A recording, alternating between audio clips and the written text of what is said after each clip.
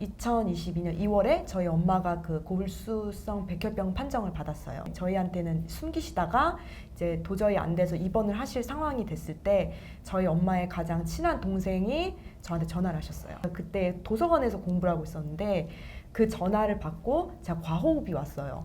그 도서관의 직원분들이 뛰쳐나와가지고 저를 막 케어를 하셨어요. 너무 눈물이 나니까 휴지를 앞에 놓고 물 놓고 이렇게 공부를 했어요. 눈물 닦으면서. 아파도 진통제 먹고 공부를 했어요. 저희 아버지가 공부 좀 그만해 이런 얘기를 저는 살면서 처음 들어봤거든요. 수험 기간이 굉장히 놀라운 게 6개월 준비를 하셔서 이렇게 합격을 하셨다. 네. 야, 어디 비결이 뭐예요? 제가 볼 때 가장 큰 비결은 내가 왜 공무원을 하고 싶은지 그리고 내가 공무원이 되면 하고 싶은 일이 무엇인지를 저는 정확하게 파악을 하려고 노력을 했어요. 어떻게 하셨어요? 내가 사실 안 된 상황에는 앞으로 뭐 할지 모르잖아요. 네네.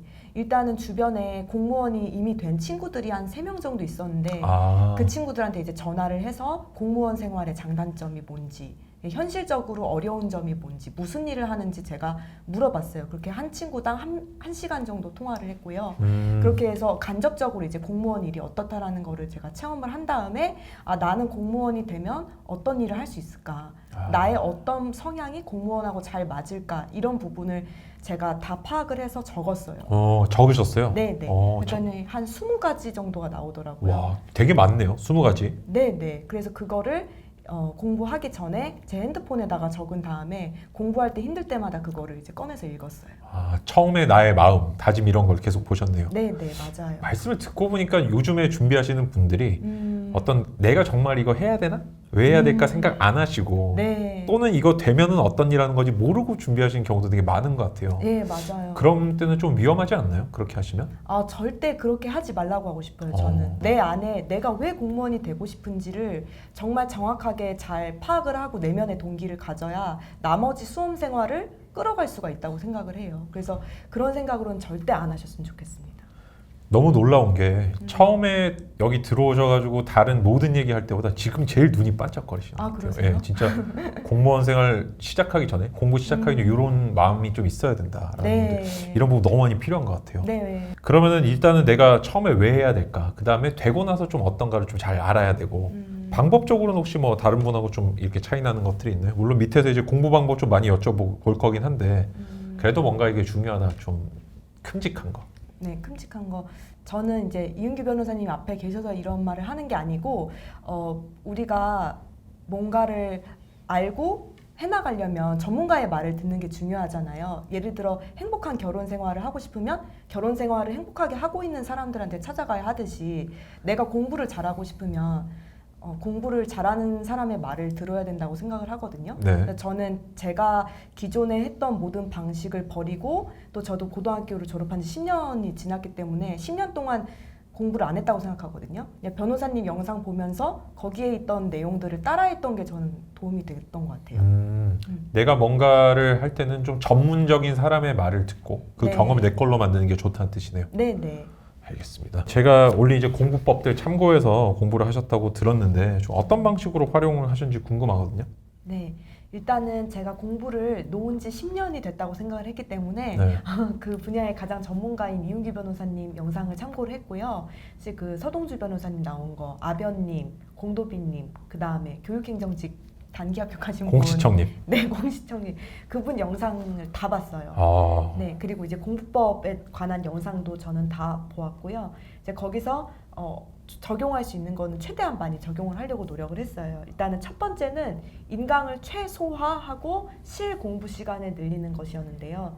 인강 같은 경우에는 압축 특강, 뭐 기출 문제 해설, 뭐 무슨 특강 이런 거 다 빼고 네, 기본 강의만 들었습니다. 기본 강의 중에서도 중요한 것만 들었어요. 굉장히 먹음직스러운 강의들이 많잖아요. 네. 이거 한번 들어보고 싶다 이런 강의도 많잖아요. 네. 안 들으면 안 될 것 같은. 안 들으면 안 될 것 같아요. 그거 다 안 들으셨네요. 네, 다 안 들었어요. 왜냐하면 일단 기간이 너무 짧았고요.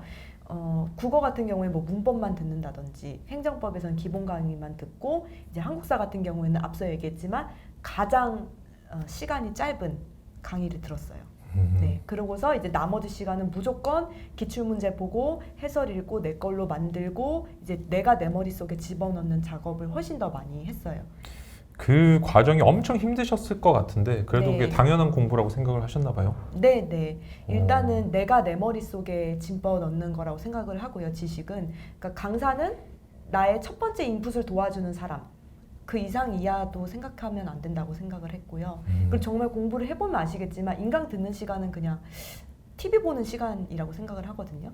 내가 내 머릿속에 집어넣는 그거야말로 공부지 인강 듣는 게 진짜 공부인가 생각을 좀 잘 해보셨으면 좋겠고, 저는 굉장히 부정적으로 보는 게 하나 있다면 그룹 스터디 있잖아요. 네네. 한 3분, 4분이 모여서 그룹 스터디를 한다고 하는데 그게 어떤 도움이 될까? 나도 모르고 이 사람도 모르고 다 같이 어설프게 모르는 상황에서 어떻게 한다는 거지? 맞아요. 그러니까 내가 내 머릿속에 집어넣기도 이게 벅찬데 한 4명이 만나서 뭘 한다는 건지 솔직히 저는 잘 모르겠어요. 그래서 그룹 스터디에 대해서는 굉장히 부정적이에요. 그게 내가 정보를 얻을 수 있다든지 아니면 시연을 해봐야 되는 상황이면 서로 롤플레잉을 할 수 있겠지만 네. 그게 아닌데 또 객관식은 답이 명확하게 해설이 존재하잖아요. 네, 네. 이 상황에서 스터디하는 것들은 저도 의문이 좀 많이 있는 것 같아요. 네, 네. 저는 요즘 그런 생각도 들더라고요. 그냥 외롭기 때문에 좀 네. 사람 보려고 하시는 거 아닌가. 맞아요. 물론 뭐 이제 생활 스터디라 그래가지고 뭐 아침에 몇 시에 뭐 공부하러 가고 그렇게 하시는 분들도 계시긴 한 것 같은데 네. 뭐 저의 개인적인 생각은 또 힘든 거는 많이 알고 있지만 네. 근데 내가 혼자 못하는 거를 다른 사람과 맞아요. 공유해서 같이 된다? 그것도 약간은 조금 다르게 또 와닿는 것 같아요. 그다음에 또 이제 수험가에 보면은 막 이제 학원 특기 다니시는 분들 하루에 막 4과목 5과목 공부하시는 분들이 많이 계시잖아요. 네. 그런 거 좀 어떻게 하셨어요? 저는 그 변호사님 영상에 나와 있는 대로 암기 과목은 한 과목씩 끝내려고 노력을 했어요. 그러니까 국어 영어는 그냥 이렇게 깔고 가고요. 깔고 가고. 네, 문법 그냥 뭐 매일 봐주고 영어 단어 매일 봐주고 이거는 저녁 먹고 맨날 하고 이제 맨 처음에 했던 게 사회복지개론 3.5주. 그 다음에 행정법 5주, 4.5주 정도. 그 다음에 한국사 3주. 이런 3주. 식으로 해서 한 과목씩 지식이 깨지지 않게 공부를 했어요. 그게 도움이 많이 되시던가요? 저는 도움이 많이 됐던 것 같아요. 왜냐하면은 그렇게 짧은 기간 동안 압축해서 공부를 하게 되면 아무래도 그 다음 내용을 공부하는데 그 전에 배웠던 내용을 유추할 수 있는 그런 장점이 있고요. 전에 배웠던 게 연결이 된 유추가 되니까. 네, 네. 그리고 이제 3주 안에 한 과목이 끝나면 일단은 그 시원함? 안도감, 뭔가 이렇게 끝냈다는 느낌, 네, 네. 성취감도 있죠. 예, 맞아요. 이걸 끝냈구나, 성취감. 네, 그것도 많이 들고, 그리고 이제 하나를 다 끝내면 그 하나에 대한 어떤 통찰력 이런 게 생기잖아요. 한 과목에 대한 전체적인 좀 그림이 그려지잖아요. 네. 그래서 회독할 때 편한 것도 있고. 말씀을 듣다 보면 전체에 대한 시각 같은 것도 많이 좀 생기신 것 같아요. 그죠? 예, 전체 이 맞아요. 과목이 어느 정도로 구성되어 있고 뭐가 시험에 나오고 어떻게 접근하면 된다. 네, 맞아요. 이런 것들이 마치 윈도우 조각 모음 하듯이 하루에 뭐 4과목, 5과목 하면 생기기 좀 어려운 것 같아요. 네. 그죠?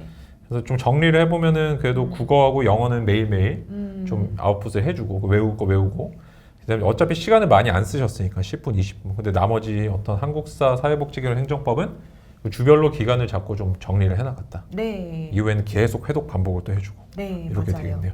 알겠습니다. 수험 생활 중에 또 힘든 순간이 많으셨다고 제가 또 알고 있어가지고 네. 얘기해 주실 수 있는 부분들 한번 얘기를 해주시겠어요? 네. 제가 2021년 12월부터 2022년 6월 18일 시험 전까지 공부를 했는데요. 약 6개월 정도 공부를 했는데 2022년 2월에 저희 엄마가 그 고불수성 백혈병 판정을 받았어요.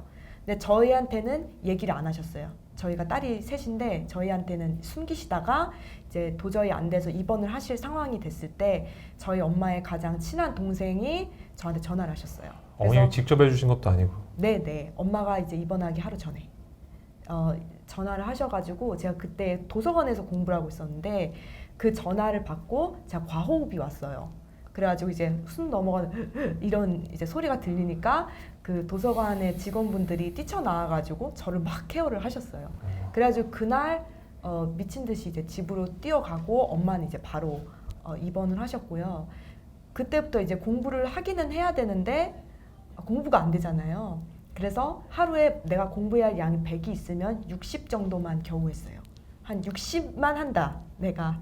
네, 60 정도만 하고 너무 눈물이 나니까 휴지를 앞에 놓고 네, 물 놓고 이렇게 공부를 했어요. 눈물 닦으면서. 그리고 만약에 너무 눈물이 난다 그러면 이제 화장실 가서 울고 다시 와서 공부하고 그런 식으로 했어요. 공부가 가능하셨어요? 불가능할 거라고 생각했는데 60%는 가능하더라고요. 왜냐면 저는 엄마한테 엄마 나 합격했어 이 말을 하면 엄마가 나을 수도 있지 않을까? 저는 그 생각이 들었거든요. 엄마의 암이 내가 합격하면 나을 수도 있지 않을까? 그런 뭔가 이상한 희망을 가졌기 때문에 그렇게라도 하려고 노력을 저는 했었고요. 네. 불안함 같은 게 좀 많이 들진 않으셨어요? 내가 뭐 엄마를 전력으로 좀 간호를 해드려야 된다든지 막 그런 부담감 이런 건 없으셨어요? 일단은 그 암 환자여가지고 이제 병원에 계속 24시간 계셨어야 돼가지고 제가 간호를 해야 되는 부담은 없었지만 예, 많이 불안했고요. 그렇죠. 돌아가시면 어떡하지? 그러니까 예, 그런 생각도 했었고 그래서 이제 엄마가 입원해 계시면 물건이 많이 필요하잖아요. 네. 뭐 휴지도 갖다 드려야 되고 속옷도 빨아서 갖다 드려야 되고 그러면은 이제 공부할 때 아침에 휴지랑 속옷이랑 이런 거를 이렇게 한 짐으로 해서 독서실에 같이 들고 와요. 공부를 하고 점심시간에 밥 빨리 먹고 택시 타고 병원 가서 짐 내리고 택시 타고 다시 와서 공부하고 네 그렇게 했었어요. 몇 달을. 그때 기분이 참 상상이 안 될 정도였을 것 같아요. 네네. 갈 때도 그렇지만 다시 독서실로 돌아갈 때 네네. 너무 기분이 이상하셨을 것 같아요. 네네. 제가 그때 어떤 생각을 많이 했냐면 저희 엄마가 이제 암 수술 받기까지 지금 태어나신 지 얼마 안 됐거든요. 그때까지 저의 과거를 많이 돌아보게 됐거든요. 왜 내가 1년 동안 누워 있었을까? 혹시 내가 그때 누워 있어서 엄마가 백혈병에 걸린 게 아닐까? 그런 생각도 들었거든요. 내가 만약에 제 친구들처럼 그렇게 착실하게 직장 생활 잘만 하고 뭐 주변에 결혼한 친구들도 있고 그렇게 살았으면 엄마가 안 아팠을 수도 있을 것 같은데 혹시 내가 그때 1년간 엄마한테 짜증내고 화내고 누워만 있었던 게 엄마의 병을 키운 건 아닐까? 그런 생각 때문에 괴로운 마음이 많이 있었어요. 많은 뭐 요인들이 있었겠지만 내가 뭔가 안 좋은 방향으로 일조했을까봐 네네 맞아요. 후회가 막 밀려왔을 것 같아요. 네네. 참 너무 대단하신 게 그래도 그거를 극복을 해내시고. 네네. 그러니까 저는 시뮬레이션을 돌려본 것 같아요. 6월 18일 이후에 이제 시험을 보고 나서 합격자 발표가 떴을 때 만약에 불합격했다? 그럼 엄마가 병상에 계시잖아요. 그러면 엄마 나 이번에 안 됐어. 이 말을 할까? 아니면 엄마 나 이번에 합격했어. 나는 어떤 모습이었으면 좋겠지? 어떻게 하면 엄마가 기뻐할까? 자꾸 그 생각을 제가 머릿속에서 돌렸어요.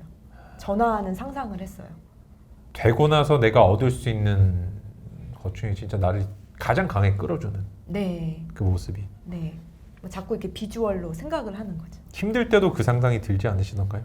네, 맞아요. 내가 힘들 때 좀 뭔가 오늘 공부 안 되거나 하기 싫은 날도 있잖아요. 있죠. 근데 그런 날 그런 상상 많이 하셨을 것 같아요. 네, 네, 맞아요. 네. 그다음에 또 다른 일도 하나 더 있으신 걸로 제가 알고 있는데 네. 제가 국어 공부를 했을 때 많은 분들이 어려워하는 부분이 문법이라고 얘기하시는데 저도 문법이었거든요. 근데 어느 순간부터는 문학 공부하는 게 가장 힘들었어요. 왜냐하면 제가 기영도 시인을 되게 좋아하거든요. 근데 저희 엄마가 아파서 그 입원해 계실 때 기영도의 엄마 생각이라는 시가 마침 문제에 등장을 했는데 거기에서 시장에 간 우리 엄마 안 오시네. 나는 찬밥처럼 방에 담겨 아무리 천천히 숙제를 해도 우리 엄마 안 오시네. 이 문구가 있었어요. 근데 제가 그거를 읽고 너무 울어가지고 네, 공부를 할 수가 없었어요.